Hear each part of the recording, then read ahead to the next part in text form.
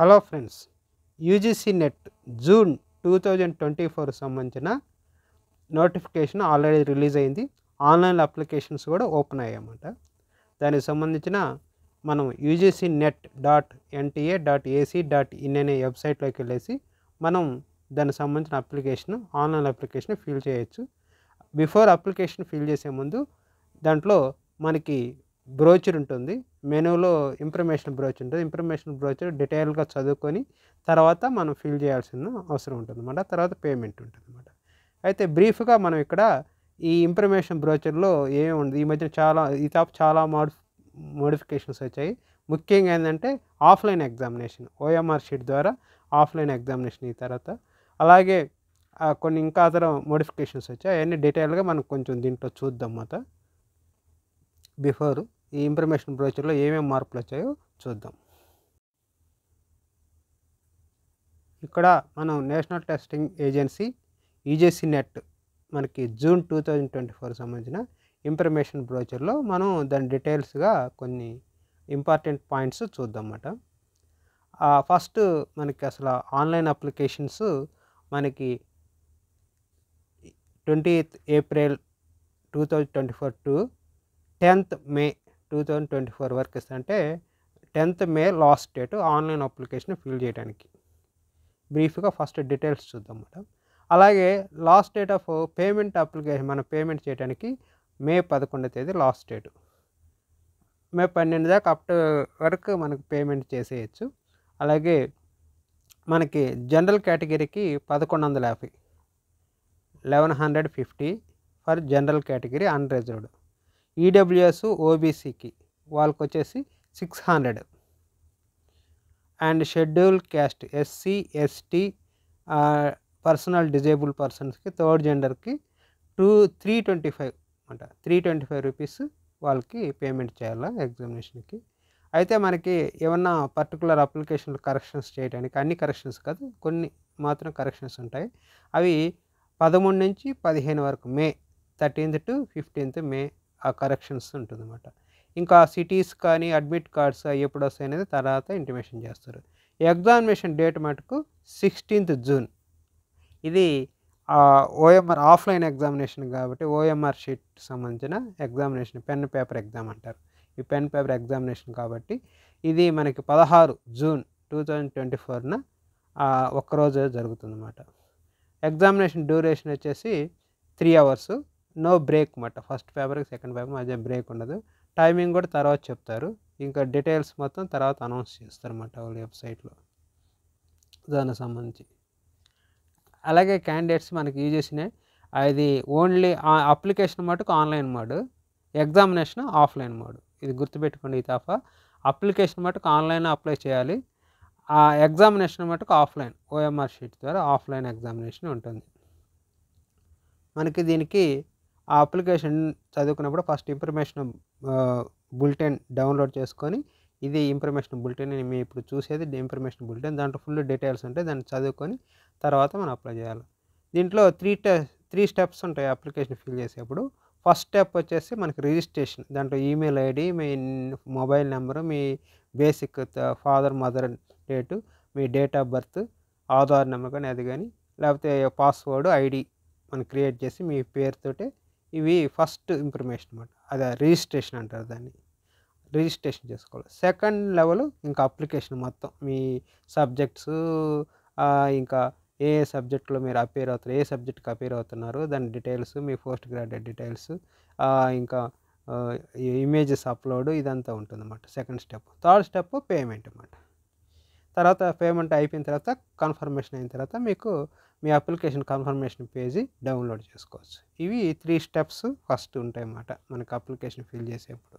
ఈ అప్లికేషన్ ముందు ఇవన్నీ మనం డీటెయిల్స్ మనం చదువుకోవాల్సి వస్తుంది అన్నమాట దీనికి సంబంధించి.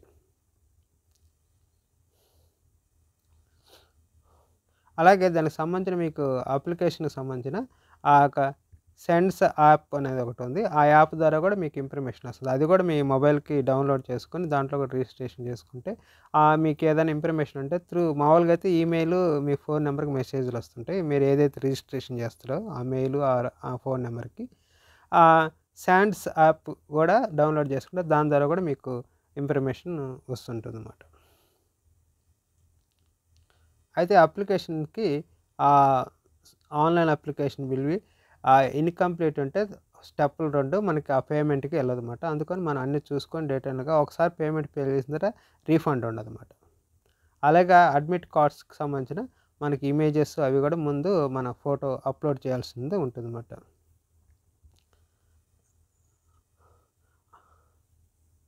మనకి ఆ ఎగ్జామ్కి వెళ్ళేప్పుడు మటుకు admit card along with self declaration తీసుకెళ్ళాలి. అలాగే ట్రాన్స్పరెంట్ బాల్ పాయింట్ పెన్ తీసుకెళ్ళాలి. ఫోటోగ్రాఫ్ ఒకటి తీసుకెళ్ళాలి ఆ రోజు అటెండెన్స్ షీట్లో అక్కడ పేస్ట్ చేయడానికి. అలాగే ఆ శానిటైజర్ అవసరమైతే తీసుకెళ్ళాలి. Transparent water bottle, ID proof ఇవి కంపల్సరీ ఎగ్జామినేషన్స్కి తీసుకెళ్లాల్సినవి ఆ రోజు మనకి. అయితే మనకి నేషనల్ టెస్టింగ్ ఏజెన్సీలో మనకి యూజీసీ నెట్ ఈ తప్ప ప్రతిసారి ఓన్లీ జేఆర్ఎఫ్ అంటే junior research fellowship and eligibility for assistant professor ఈ రెండింటికి ఎగ్జామ్ జరుగుతుంది. ఈ తర్వాత అడ్మిషన్ టు పిహెచ్డి అనేది కూడా కలిపారన్నమాట. అంటే ఇప్పుడు మనకి యూజీసీ నెట్ 3 కేటగిరీలో ఉంటుందన్నమాట. కేటగిరీ 1 వచ్చేసి only JRF junior research fellowship, అంటే దీనికి రీసెర్చ్ చేయాలన్నమాట. వాళ్ళు కొంత స్టైఫండ్ ఇస్తారు గవర్నమెంట్, అది జూనియర్ రీసెర్చ్ ఫెలోషిప్, అది ఫస్ట్ కేటగిరీ. సెకండ్ కేటగిరీ వచ్చేసి assistant professor eligibility for assistant professor eligibility, అంటే యూనివర్సిటీ కాలేజెస్లో నువ్వు అసిస్టెంట్ ప్రొఫెసర్గా వెళ్ళాలంటే కంపల్సరీగా ఈ యూజీసీ నెట్ ఈ అసిస్టెంట్ ప్రొఫెసర్ క్వాలిఫై ఉండాలి. యూజీసీ నెట్ క్వాలిఫై ఉంటేనే నువ్వు దానికి ఎలిజిబిలిటీ అన్నమాట.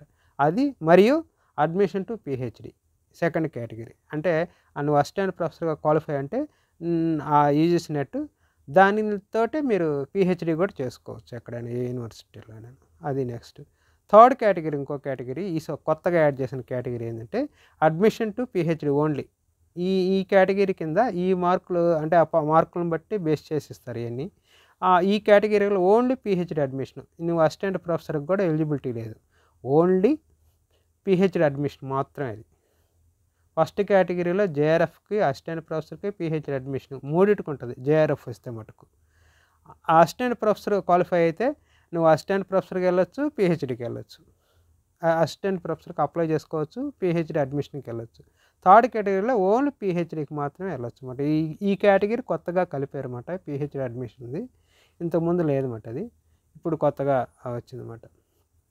అవార్డ్ ఆఫ్ పిహెచ్డి అడ్మిషన్కి యూనివర్సిటీస్ విడివిడిగా ఎగ్జామినేషన్ ఆర్సెట్ పెట్టకుండా దీని ద్వారా అంటే 70 మార్క్స్ వచ్చేసి ఈ యూజీసీ నెట్ ఎగ్జాము, ఒక 30 మార్క్స్ వాళ్ళ ఇంటర్వ్యూ ఉంటుంది అన్నమాట. ఇంటర్వ్యూ బేస్ చేసుకొని నీకు పిహెచ్డి అడ్మిషన్ ఇస్తారన్నమాట.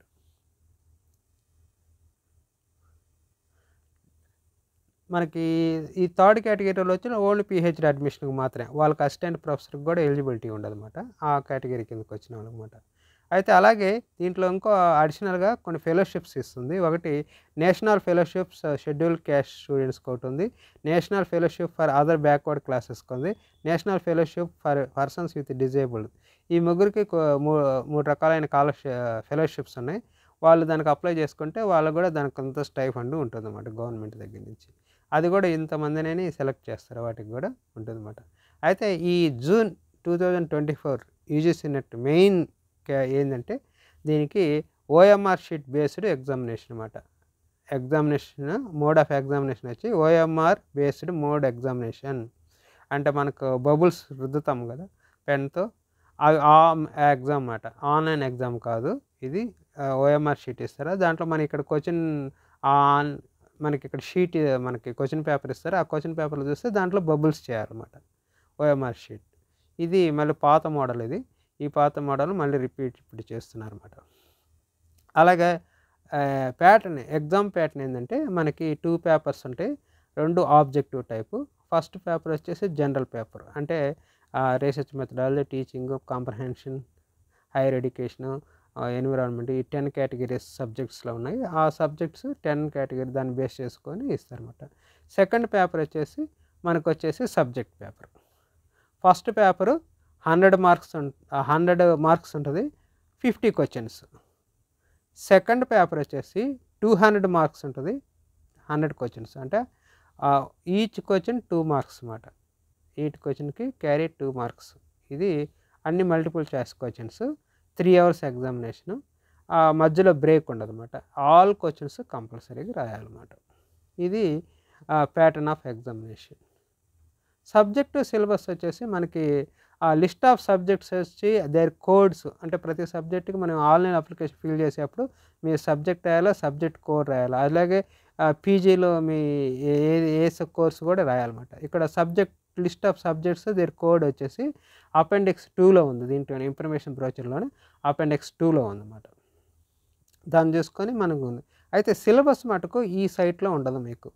అది యూజీసీ నెట్ ఆన్లైన్ .in దాంట్లో వెబ్సైట్లో మనకి యూజీసీ నెట్ సిలబస్ ఉంటుంది. అక్కడి నుంచి మనం డౌన్లోడ్ చేసుకోవాలి. ప్రతి సబ్జెక్టు ఫస్ట్ పేపర్కి కానీ స్పెసిఫిక్ సెకండ్ ఇయర్ వాళ్ళ సబ్జెక్ట్ కానీ అక్కడి నుంచి డౌన్లోడ్ చేసుకోండి. మీడియా క్వశ్చన్ పేపర్స్ వచ్చేసి ఇంగ్లీష్ అండ్ హిందీలో ఉంటుంది. ఆ లాంగ్వేజెస్కు ఆ లాంగ్వేజెస్లో ఉంటుంది అన్నమాట. ఏ లాంగ్వేజ్ ఆ లాంగ్వేజెస్కి మనం సెలక్షన్ కూడా చేసుకోవాలి. మనకి హిందీలో కావాలా క్వశ్చన్ పేపర్, ఇంగ్లీష్లో కావాలనేది క్వశ్చన్ పేపర్.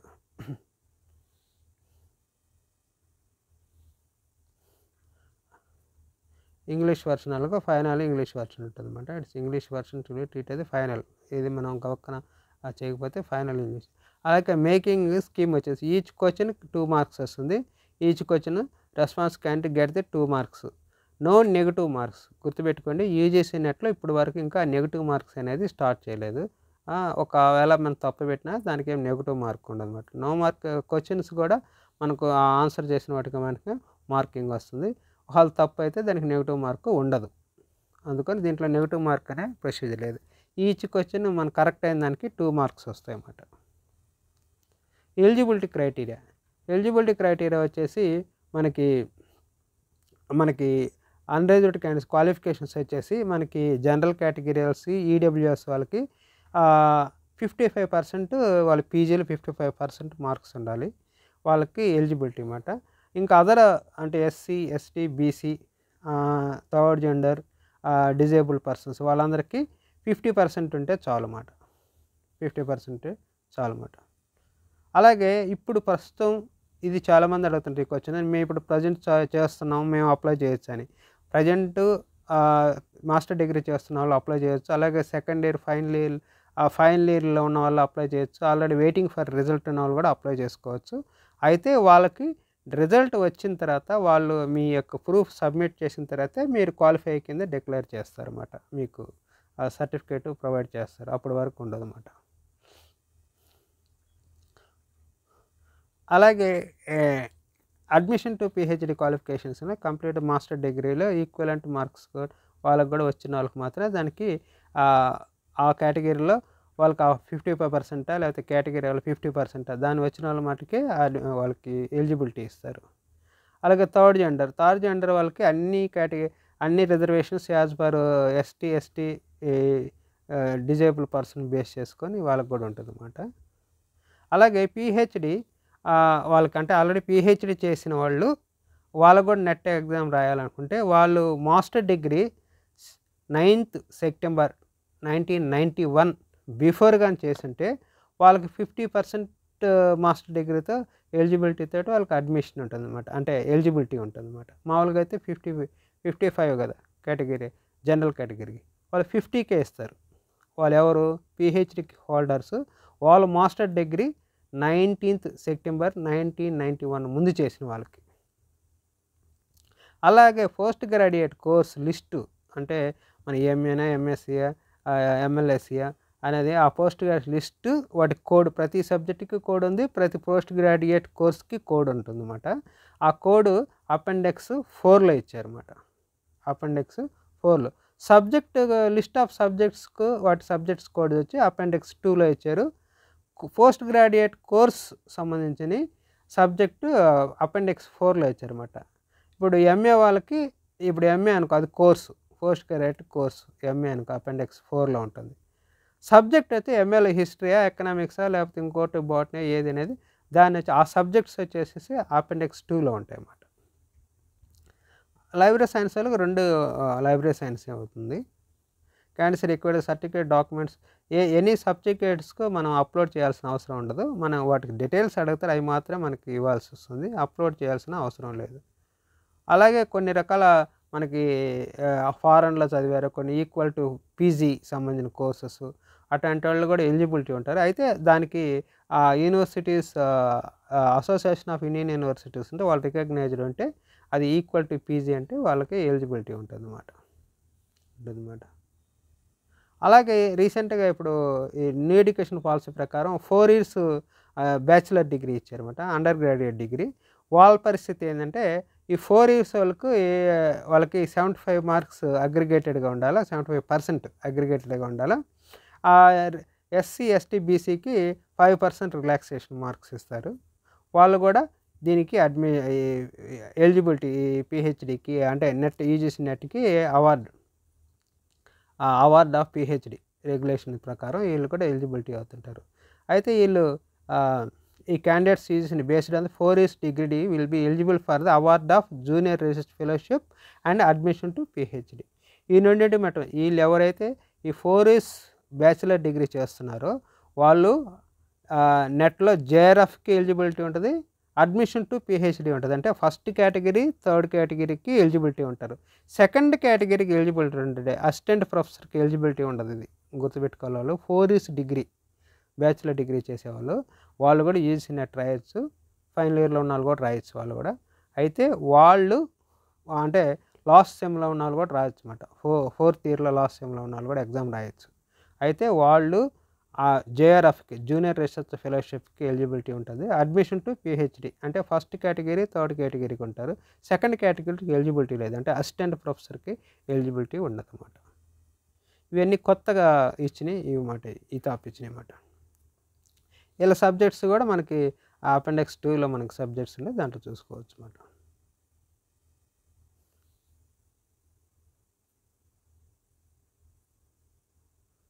మనకి ఎలిజిబిలిటీ వచ్చేసి అగ్రిగేట్గా చూస్తారు. ఫస్ట్ పేపర్, సెకండ్ పేపర్ రెండింటికి కలిసి అగ్రిగేటెడ్గా మనకి ఎంత అనేది దాని ప్రకారం చూసిస్తారు. మనకి ఆ మార్క్స్ని బేస్ చేసుకొని మనకి వాళ్ళు జేఆర్ఎఫ్, అసిస్టెంట్ ప్రొఫెసర్కా లేకపోతే ఓన్లీ పిహెచ్డికి అడ్మిషన్ అనేది మనకి ఇస్తారన్నమాట.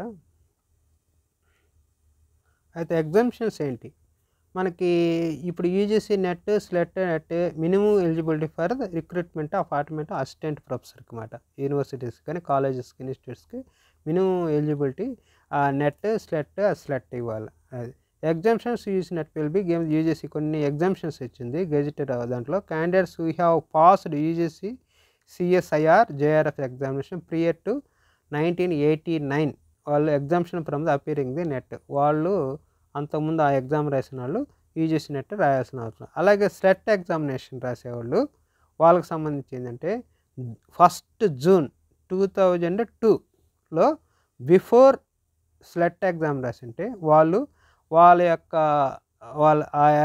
స్లెట్ ఎగ్జామ్ సర్టిఫికేట్ దేశం మొత్తం, ఇండియా మొత్తం అన్ని రాష్ట్రాల్లో ఎలిజిబిలిటీ అన్నమాట. అలాగే 1 జూన్ 2002 తర్వాత కానీ స్లెట్ రాసింటే వాళ్ళు ఏ స్టేట్లో రాశారో ఆ స్టేట్ వరకే ఎలిజిబిలిటీ అన్నమాట. వాళ్ళ స్లెట్ సర్టిఫికేటు దేశం అంతా ఇతర స్టేట్స్లో ఎలిజిబిలిటీ కాదు. 1 జూన్ 2002 తర్వాత స్లెట్ రాసిన వాళ్ళు ఓన్లీ ఎక్కడ రాస్తారో ఆ యొక్క స్టేట్లో మాత్రమే ఎలిజిబిలిటీ స్లెట్. అదే నెట్ అయితే ఎక్కడైనా ఎలిజిబిలిటీ అన్నమాట. దాని ముందు రాసిన వాళ్ళ మటుకు దేశం మొత్తం స్లెట్ అయినా కూడా దేశం మొత్తం అన్ని రాష్ట్రాల్లో అప్లై చేసుకోవచ్చు అసిస్టెంట్ ప్రొఫెసర్కి. ఇది దానికి సంబంధించి. ఏజ్ లిమిట్కి సంబంధించి చూసుకుంటే మనకి జేఆర్ఎఫ్కి 30 ఇయర్స్, మ్యాక్సిమం 30 ఇయర్స్. ఎప్పుడుకి 1 జూన్ 2024కి 30 సంవత్సరాల లోపల ఉండాలన్నమాట వాళ్ళకి జేఆర్ఎఫ్ ఎలిజిబిలిటీ. ఇంకా అసిస్టెంట్ ప్రొఫెసర్కి కానీ అడ్మిషన్ టు పిహెచ్డికి వాటికి నో అప్పర్ ఏజ్ లిమిట్. ఏ ఏజ్లోనైనా రాసుకోవచ్చు. అసిస్టెంట్ ప్రొఫెసర్కి కానీ అడ్మిషన్ టు పిహెచ్డికి కానీ ఏ కేటగిరీ ఏ ఏజ్ వాళ్ళైనా రాసుకోవచ్చు. ఒక్క జేఆర్ఎఫ్ మాత్రమే ఏజ్ ఉంటుందన్నమాట. నాట్ మోర్ దాన్ 30 ఇయర్స్ ఉంటుందన్నమాట. ఇతర కేటగిరీ వాళ్ళకి ఒక 5 ఇయర్స్ రిలాక్సేషన్ ఉంటుందన్నమాట. వాళ్ళ కండిషన్ బట్టి వాళ్ళు ఏంటి అనేది దాన్ని బట్టి ఉంటుంది రిలాక్సేషన్. కేటగిరీస్ రిక్రూట్మెంట్ కేటగిరీస్ ఉన్నాయి కదా, మ్యాక్సిమం 5 ఇయర్స్ ఎగ్జామ్షన్ ఉంటుందన్నమాట. రిజర్వేషన్ కూడా మనకి ఇక్కడ ఈ మనకు పాస్ దాంట్లో కూడా రిజర్వేషన్లో 15% వచ్చేసి ఎస్సీలకి, 7.5 ఎస్టీలకి అంటే నేషనల్ ఇతర రిజర్వేషన్ లాగే, 27 ఓబీసీకి, 10% ఈడబ్ల్యూఎస్కి, 5% సీట్స్ వచ్చేసి డిజేబుల్ పర్సన్స్కి, అంటే మోర్ దెన్ 40 డిజేబుల్ పర్సన్ ఉన్న వాళ్ళకి కలుగుతుంది. అంటే డిజేబుల్ పర్సన్కి వాళ్ళ రూల్స్ రెగ్యులేషన్స్ అన్నీ ఉంటాయి, దాని ప్రకారమే ఫాలో అవుతారు అన్నమాట. ఇవన్నీ వాళ్ళ రూల్స్ అన్ని దానికి సంబంధించి వాళ్ళకి ఎంత పర్సెంటేజ్. రిజిస్ట్రేషన్ అప్లికేషన్స్ అన్నమాట. Instruction fill of the application చేసుకున్నప్పుడు మనకి ఎలా ఫిల్ చేయాలనేది మనకి ఆన్లైన్, ఓన్లీ ఆన్లైన్ అప్లికేషన్ మాత్రమే ఫిల్ ఉంటుంది, ఆఫ్లైన్ లేదు అప్లికేషన్ మటుకు. దానికి ugcnet.nta.ac.in అనే వెబ్సైట్ కానీ, లేకపోతే ugcnet.ntaonline.in కానీ, ఈ 2 వెబ్సైట్లకు మనం వెళ్ళి అక్కడ ఆన్లైన్ అప్లికేషన్ ఫిల్ చేసుకోవచ్చు అన్నమాట. అయితే సజెస్ట్ ఏంటంటే బిఫోర్ ఫిల్ చేసే ముందు మనం జాగ్రత్తగా చూసుకోవాల్సింది ఏంటంటే copy of board university certificate, candidate name, mother name, father name, date of birth అవన్నీ రెడీగా పెట్టుకోవాలి ఫిల్ చేసే ముందు. అలాగే టైప్ ఆఫ్ ఐడెంటిఫికేషన్, బ్యాంక్ పాస్బుక్ది కానీ, ఫోటో ఉండేది కానీ, లేకపోతే పాస్పోర్ట్ కానీ, రేషన్ కార్డు కానీ, ఆధార్ కార్డు కానీ, ఓటర్ ఐడి కానీ, అదర్ గవర్నమెంట్ ఐడీస్ కానీ ఒక ఐడి ప్రూఫ్ పెట్టుకోవాలి. దాని నెంబర్ అక్కడ ఎంటర్ చేయాల్సి వస్తుంది అన్నమాట. అలాగే క్వాలిఫికేషన్ డిగ్రీ, ఫస్ట్ సెమ్రా మార్క్ షీట్లు ఏమైనా ఉంటే వాళ్ళు ఇంకా చదివే వాళ్ళకైతే మార్క్ షీట్ లాస్ట్ ఏ సెమ్లో అయినా అది ఏంటిది. అలాగే your mailing address, permanent address with pin code, మనకు ఆ కోడ్ ప్రకారం మనకి ఇచ్చిన దాంట్లో అడ్రస్ ప్రకారం ఇస్తుంది. అలాగే 4 సిటీస్ ఆఫ్ యువర్ చాయిస్, అంటే ఎగ్జామినేషన్కి మనకి 4 సిటీస్ ఇలా సెలెక్షన్ చేసుకోవాల్సి వస్తుంది. దాని వాళ్ళ ఆర్డర్ ప్రకారం ఏదో ఒక సెంటర్ ఇస్తాడు మనకి. ఆ ఎగ్జామినేషన్ సెంటర్ వచ్చేది అవన్నీ అపెండిక్స్ 7లో ఉంటాయి, వాటి కోడ్ ఉంటుంది, ఏ సెంటర్ దాని కోడ్ ఉంటుంది. అది కూడా మనం ముందే నోట్ చేసి పెట్టుకొని ఫిల్ చేసే ముందు చేయాల్సిన పనులు ఇవన్నీ. అలాగే ఆ కోడ్ ఫర్ నెట్ సబ్జెక్ట్ కూడా అపెండిక్స్ 2లో ఉంటుంది, సబ్జెక్ట్ కోడ్ 2 ఉంటాయి. అవన్నీ మనం ఫిల్ చేసేప్పుడు అడుగుతారు అక్కడ. అందుకని ఇవన్నీ ముందే ఆ ఇన్ఫర్మేషన్ బ్రోచర్లో నుంచి నోట్ చేసి పెట్టుకోవాలి. అపెండిక్స్లో నుంచి మీ సబ్జెక్ట్ ఏంది, మీ ఏ సెంటర్స్ నువ్వు కావాలనుకుంటున్నావు, ఆ సెంటర్స్ నేము, ఆ సెంటర్ కోడు, అలాగే సబ్జెక్ట్ కోడు, అలాగే పోస్ట్ గ్రాడ్యుయేట్స్ లెవెల్లో మీ సబ్జెక్ట్ ఏంటి, అపెండిక్స్ 3లో ఉంటుంది, అంటే కోర్సు. ఆ పోస్ట్ గ్రాడ్యుయేట్లో మీ సబ్జెక్ట్ ఏంటి అనేది. అలాగే code of post graduate course, ఆ అపెండిక్స్ 4లో ఉంటుంది, appendix 2, appendix 3, appendix 4, appendix 7, appendix 6 address with pin code for the state code కోసం అపెండిక్స్ 6. ఇవన్నీ అపెండిక్స్లు చూసి వాటిల్లో ఆ స్టేట్ కోడ్, అలాగే సెంటర్ కోడ్, నెట్లో ఏ సబ్జెక్ట్ ఎగ్జామ్ రాస్తానో ఆ సబ్జెక్ట్కి సంబంధించిన సబ్జెక్ట్ కోడ్, అలాగే పోస్ట్ గ్రాడ్యుయేట్లో మీ సబ్జెక్ట్ ఏంది దాని సబ్జెక్ట్ కోడ్, అలాగే పోస్ట్ గ్రాడ్యుయేట్స్లో మీ కోర్స్ ఏంది కోర్స్ కోడ్. ఇవన్నీ అపెండిక్స్లో చూసి అవి నోట్ చేసి పెట్టుకొని వాళ్ళు బిఫోర్ అప్లికేషన్ ఫిల్ చేసేప్పుడు. అలాగే మీ కేటగిరీ సర్టిఫికేటు, ఈడబ్ల్యూఎస్ సంబంధించి కానీ, disable person email address, mobile number, అలాగే స్కాన్డ్ ఇమేజ్ ఆఫ్ జేపెగ్, మనకి స్కాన్డ్ ఇమేజెస్ జేపెగ్ రెడీ చేసి పెట్టుకోవాలా. మనం ఇమేజెస్ స్కాన్ చేయాలా. ఫస్ట్ స్టెప్లో వచ్చేసి మీరు అప్లికేషన్ ఫిల్ చేసేప్పుడు using email ID, mobile number, మీ బేసిక్ ఇన్ఫర్మేషన్ అంతా ఇస్తామన్నమాట. అది రిజిస్ట్రేషన్ ఫస్ట్. ఆ ఇన్ఫర్మేషన్ మటుకు మళ్ళీ మారదు, చేంజ్ చేసుకోవడానికి కూడా లేదు. సెకండ్ లెవెల్లో కొంత మీ postgraduate details, recent photos చేయడం, అలాగే మీ పాస్పోర్ట్ సైజ్ ఫోటో 10 KB నుంచి 200 KB వరకు జేపెగ్ ఫార్మాట్లో ఉండాలి. మీకు తెలియకపోతే నెట్ సెంటర్కి వెళ్తే వాళ్ళు స్కాన్ చేసి ఇస్తారు ఫోటోని. ఆ ఫోటోస్లో అది 10 KB నుంచి 200 KB సైజు ఉండాలి. ఆ సైజులో ఉన్నది మాత్రమే యాక్సెప్ట్ చేస్తుంది, లేకపోతే అక్కడ యాక్సెప్ట్ చేయదు. మీకు అర్థం కాదు, అది అప్లోడ్ చేస్తుంటే గమ్ముగా ఉంటుంది, అది కొన్నిసార్లు ఇండికేషన్ కూడా చూపించదు. అందుకని మీరు ఆ సైజులో ఫోటో స్కాన్ చేసిన ఫోటో రెడీ చేసి పెట్టుకోవాలి. అలాగే సిగ్నేచర్ కూడా ఒక స్కాన్ ఉండాలి, స్కాన్ సిగ్నేచర్ కూడా రెడీ చేసి పెట్టుకోవాలి ఒక ఫోటో లాగా.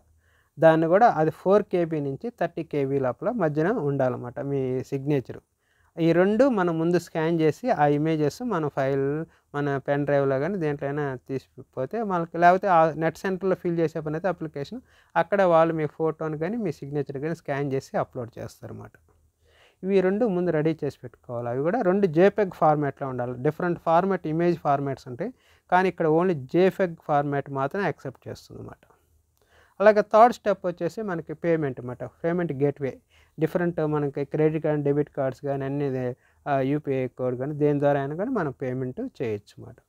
ఈ 3 స్టెప్స్ ఒకేసారి చేయొచ్చు, విడివిడిగా చేయొచ్చు. ఫస్ట్ రిజిస్ట్రేషన్ చేసుకొని తర్వాత అప్లికేషన్ ఫిల్ చేయొచ్చు. అప్లికేషన్ తర్వాత మనకి పేమెంట్ చేయొచ్చు. ఏదైనా మనకు లాస్ట్ డేట్ లోపల చేయాలన్నమాట. మనకి ఈ 3 స్టెప్లు కన్ఫర్మ్ అయిన తర్వాత మనకు కన్ఫర్మేషన్ పేజీ లిస్ట్ వస్తుంది. ఆ పేజీ మనకి అక్కడ ప్రింట్ తీసి పెట్టుకొని జాగ్రత్తగా పెట్టుకోవాలి. అది రేపు మనం ఎగ్జామినేషన్కి వెళ్ళి అడ్మిట్ కార్డ్స్ తోటి ఇది కూడా మనం చూపించాల్సిన అవసరం ఉంటుంది. ఫర్దర్ కరస్పాండెన్స్ కూడా అప్లికేషన్ నెంబర్ కూడా దాంట్లో ఉంది. ఫస్ట్ నువ్వు రిజిస్ట్రేషన్ చేయగానే అప్లికేషన్ నెంబర్ వస్తుంది.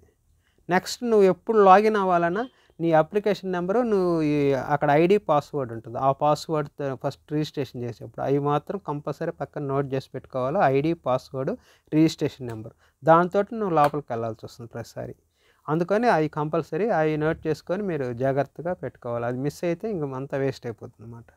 అందుకని కంపల్సరీగా ఆ రిజిస్ట్రేషన్ నెంబరు, అడ్మిషన్ నెంబర్ అంట, ఫస్ట్ అప్లికేషన్ నెంబర్ వస్తుంది. ఫస్ట్ రిజిస్ట్రేషన్ చేయను కానీ ఆ నెంబరు తర్వాత మీరు అప్లికేషన్కి వెళ్ళాలన్నమాట. ఇవి బేసిక్గా మనకి సంబంధించిన స్టెప్స్. సిస్టమ్ జనరేట్ అప్లికేషన్ వస్తుంది అన్నమాట. మనకు ఫస్ట్ స్టెప్లో వచ్చేసి మన క్యాండిడేట్ నేము, mother name, father name, senior secondary school examination equivalent board, university దాంట్లో ఉన్న ప్రకారంగా నువ్వు ఇవ్వాల నేమ్స్ అన్నీ.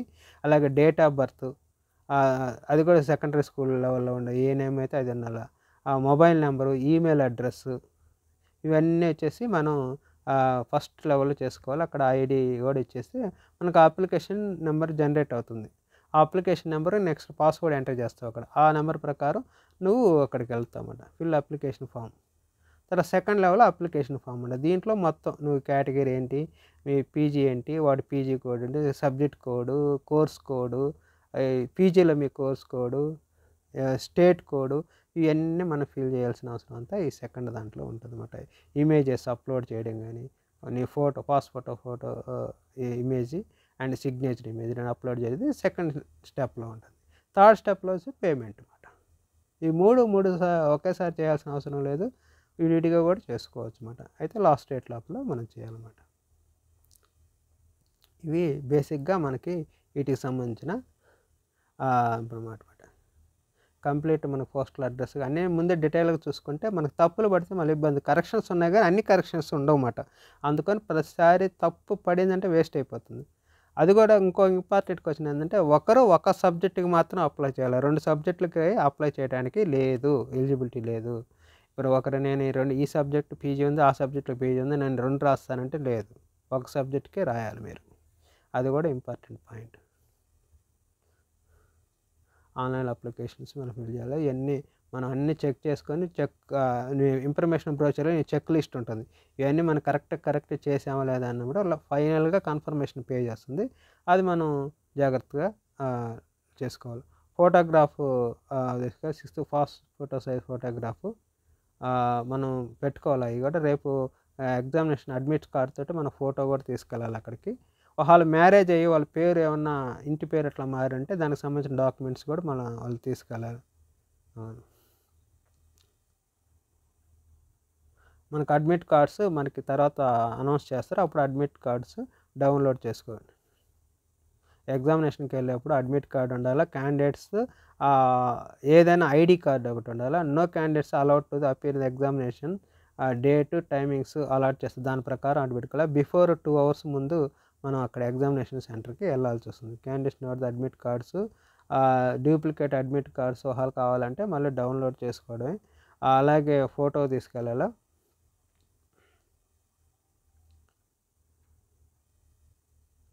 వాళ్ళకి ప్రింటెడ్ అడ్మిట్ కార్డ్ డౌన్లోడ్ది తీసుకెళ్ళాలి. 1 పాస్పోర్ట్ ఫోటోగ్రాఫ్ తీసుకెళ్ళాలి.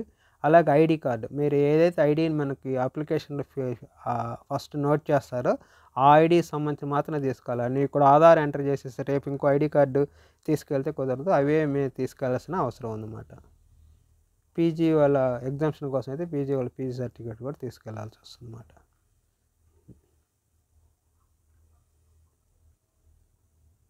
ఎగ్జామినేషన్ సెంటర్స్ నీకు ఆన్ బేస్. అట్లాగే ఎగ్జామినేషన్ సెంటర్కి ఎనీ గ్యాడ్జెట్స్, ఎలక్ట్రానిక్ గ్యాడ్జెట్స్ కానీ ఏం తీసుకెళ్ళడానికి లేదు. మీరు చెప్పినవి మాత్రం ఇప్పుడు ఏవైతే చెప్పామో అవి మాత్రమే తీసుకెళ్ళాలి. ఇప్పుడు పెన్ పేపర్ కాబట్టి పెన్ కూడా తీసుకెళ్ళొచ్చు అన్నమాట. ఇంతకుముందు పెన్ కూడా అలౌ చేసేవాళ్ళు కాదు కొన్ని సెంటర్స్‌లో. అలాగే మనకి ఎగ్జామ్ అయిపోయిన తర్వాత మనకి ప్రొవిజనల్‌కి ఫస్ట్ మనకి డిస్ప్లే చేస్తాడు యూజీసీ వాళ్ళ వెబ్సైట్లో. మనకి నోటిఫికేషన్ లేకపోయినా రెగ్యులర్గా మనం చెక్ చేసుకుంటూ ఉండాలి. అడ్మిట్ కార్డ్స్ కూడా పెట్టినప్పుడు మనకి పర్సనల్గా మనకి అడ్మిట్ కార్డులో మనకు పంపించడు. మనమే వెబ్సైట్కి వెళ్ళి డౌన్లోడ్ చేసుకోవాలి. వాళ్ళు అనౌన్స్ చేస్తారు ఈ రోజు నుంచి అడ్మిట్ కార్డ్స్ డౌన్లోడ్ చేసుకోవచ్చని, అప్పుడు డౌన్లోడ్ చేసుకోవాలి. అంతేగాని మన ఇంటికి వాళ్ళు పంపించరు. అది కూడా గుర్తుపెట్టుకోవాలి. అలాగే తర్వాత ఎగ్జామ్ రాసిన తర్వాత మనకి ప్రొవిజనల్ కీ ఒకటి రిలీజ్ చేస్తాడు. ఆ క్వశ్చన్ మన మార్క్ షీట్, మన అయితే ఓఎంఆర్ షీట్ ఉంది కదా, ఆ షీటు ఒరిజినల్ కీ 2 పంపిస్తాడు. అది చెక్ చేసుకొని మనకి ఏదన్నా వాళ్ళు తప్పుగా కరెక్షన్ చేసి ఉంటే దానికి ఆ క్వశ్చన్కి ఛాలెంజ్ చేయొచ్చు మనం. ఒక్కో క్వశ్చన్కి 200 రూపీస్ ఆన్లైన్లో కట్టేసి, ఇది తప్పు అయినా కూడా మీరు రైట్ అయినా కూడా తప్పు అని ఇచ్చారు, దానికి మీరు ప్రూఫ్ డాక్యుమెంట్ పెట్టి మీరు 200 రూపీస్ పేమెంట్ చేస్తే ఫైనల్గా ఎక్స్పర్ట్స్తో దాన్ని ఫైనలైజ్ చేస్తారన్నమాట. అప్పుడు ఫైనల్కి రిలీజ్ చేస్తారు. ఈ ఛాలెంజ్కి 2 రోజులు. ఈ ప్రొవిజనల్కి మటుకు ఓన్లీ 3 డేస్ మాత్రం డిస్ప్లేలో ఉంటుంది. అది గుర్తుపెట్టుకోవాలి. చాలామంది ఇక్కడ ఇబ్బంది పెడుతున్నారు. క్వశ్చన్ పేపర్ కానీ ఆన్సర్ కీ కానీ ప్రొవిజనల్ ఆన్సర్ కీ కానీ ఓన్లీ 3 డేస్ అట్లా ఉంటుందన్నమాట. ఆ లోపలే చూసుకోవాలి. తర్వాత నీకు నీ యొక్క ఓఎంఆర్ షీట్ కూడా నీకు ఇంక కనపడదు. ఇంక తర్వాత ఎగ్జామ్ రిజల్ట్ వచ్చినప్పుడు కూడా నీకు ఇంక కనపడదు అది. అందుకని ఆ 3 రోజుల్లోనే డౌన్లోడ్ చేసుకోవాల్సి వస్తుందన్నమాట అది. అందుకని ఫైనల్కి రిలీజ్ అయిన తర్వాత మీ ఓఎంఆర్ షీట్స్ అవన్నీ చూపించరు మరి ఇంక డౌన్లోడ్ చేసుకోవడానికి. అందుకని ఈచ్ క్వశ్చన్ మీరు కావాలని ఛాలెంజ్ చేయాలంటే 200 రూపీస్ కట్టాలి. ఫైనల్గా మనకి రిజల్ట్ వచ్చినప్పుడు డిస్ప్లే ఆఫ్ రెస్పాన్స్ షీట్స్ మనకి డిస్ప్లే చేస్తాడు. Question paper final question clear చేస్తారు. రిజల్ట్ అనౌన్స్ చేసేటప్పుడు 6% ఆఫ్ టోటల్ క్యాండిడేట్స్లో 6%ని నెట్కి వాళ్ళ బేస్ చేసుకుని వాళ్ళ master degree equivalent exam base చేసుకొని 6% క్యాండిడేట్ని క్వాలిఫై చేస్తారన్నమాట. అది కూడా ఆ 6 కూడా డిఫరెంట్ కేటగిరీస్ని బేస్ చేసుకొని చేస్తారన్నమాట. Order of consider candidates must be have appeared both papers secured minimum 40% అగ్రిగేట్గా. అంటే వాళ్ళు రిజర్వేషన్ కేటగిరీ అయినా కానీ తక్కువ వచ్చినా సెలెక్ట్ చేయరు. మినిమం ఓపెన్ కేటగిరీ 40% అగ్రిగేటెడ్గా మార్క్స్ వచ్చి ఉండాలి. ఈడబ్ల్యూఎస్ కానీ అదర్ కేటగిరీ వాళ్ళకి 35% అగ్రిగేటెడ్గా మార్కులు వచ్చి ఉండాలి. వాళ్ళు ఆ కేటగిరీలో అసలు లేరు, అంతకంటే ఎక్కువ మార్కులు తెచ్చుకున్న వాళ్ళు లేరు అని ఇంకా తక్కువ ఉన్న మార్కులకి ఇవ్వరు. మినిమం పర్సంటేజ్ ఆ కేటగిరీగా ఉండాలన్నమాట. Minimum qualification persons. ఇవి బేసిక్గా అయిన information.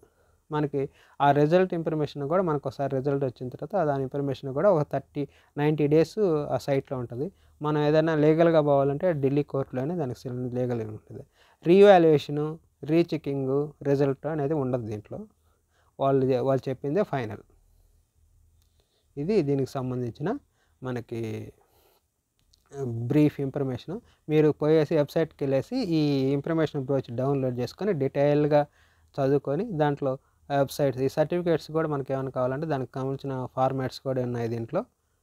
Letter for undertaking own ఎన్ని, అలాగే అపెండిక్స్లో మనకి ఈ list of subjects code different subjects 83 subjects. వాటికి ఇటు సైడ్ సబ్జెక్ట్ ఉంది, ఇటు సైడ్ కోడ్ ఉంది, రైట్ సైడ్ కోడ్ ఇచ్చినాడు. ఆ రెండు దాంట్లో మనం ఫిల్ చేసేప్పుడు అవసరం అవుతుంది అన్నమాట. మొత్తం 83 సబ్జెక్ట్స్లో మనకు ఉంటుంది అన్నమాట కోడ్స్. అలాగే list of post graduate level their code subjects post graduate వాటి కోడ్స్ ఇవన్నీ. అలాగే పోస్ట్ గ్రాడ్యుయేట్ కోర్సెస్ ఈ సబ్జెక్ట్స్ కోర్సెస్ డిఫరెన్స్ కూడా ఉంది మనకి ఇక్కడ అన్ని మాస్టర్ డిగ్రీస్. అలాగే లిస్ట్ ఆఫ్ స్టేట్స్ ఒక్కో స్టేట్కి ఒక్కొక్క కోడ్. ఆంధ్రప్రదేశ్కి వచ్చి 02 మాట కోడ్. అంటే అన్ని అపెండిక్స్లో అన్నీ ఉంటాయి నేషనల్ టెస్ట్కి సంబంధించి. మనకి షిఫ్ట్లు అవన్నీ ఉంటుంది అన్నమాట.